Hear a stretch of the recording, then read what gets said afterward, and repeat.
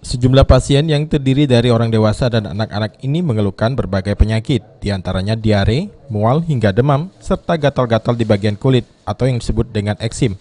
Menurut Nova, dokter umum Puskesmas Merdeka, penyakit kulit tersebut banyak dialami oleh anak-anak karena faktor daya tahan tubuh yang menurun akibat faktor cuaca.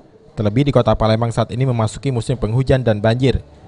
Salah seorang pasien Zikrullah yang mengalami demam disertai muntah dan diare harus dibawa ke rumah sakit untuk mendapatkan perawatan. Hal ini akibat cuaca Palembang sedang memasuki musim hujan. Hal tersebut menjadi penyebab kondisi fisik anak melemah.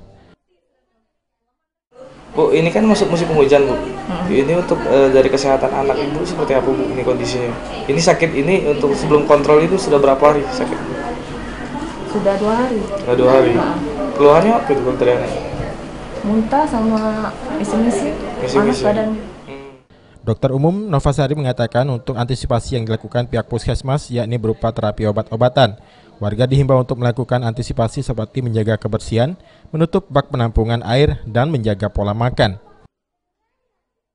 Tentu saja kalau ada yang berobat, terapi utama ya diberi terapi kan, obat-obatan. Lalu untuk mencegah kebersihan kan saat ini musim hujan, terus banjir, tentu saja jaga kebersihan seperti penampungan air itu ditutup, jangan sampai nyamuk bersarang. Lalu kayak misalnya daerah banjir itu tentu saja dijaga mulai dari makanan, kebersihan tangan saat makan. Ade Sunandar, PAL TV.